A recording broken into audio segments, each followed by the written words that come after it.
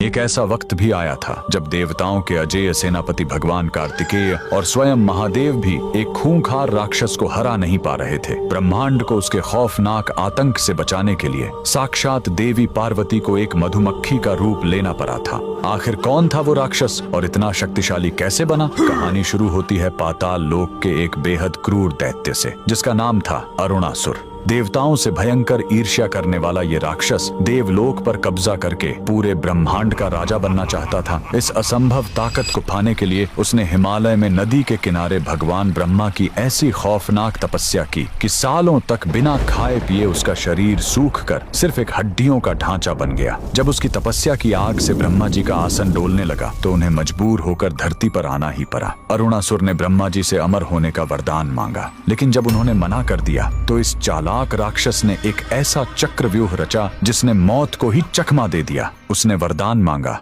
मुझे कोई देव, दानव या इंसान न मार सके, कोई 2 पैर वाला या 4 पैर वाला जीव मुझे न मार सके, और ब्रह्मांड का कोई भी अस्त्र शस्त्र मेरा शरीर न काट सके।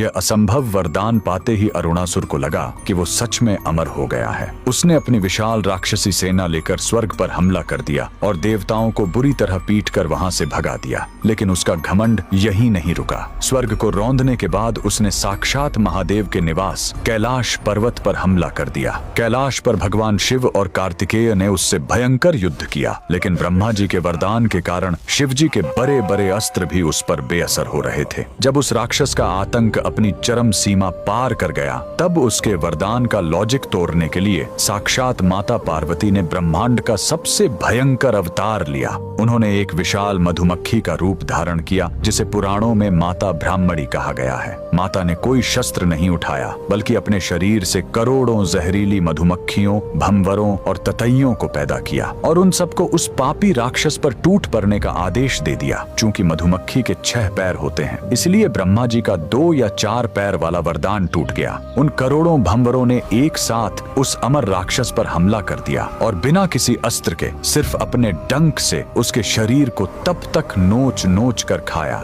जब तक वो घमंडी राक्षस एक कंकाल में तब्दील होकर हमेशा के लिए खाक नहीं हो गया।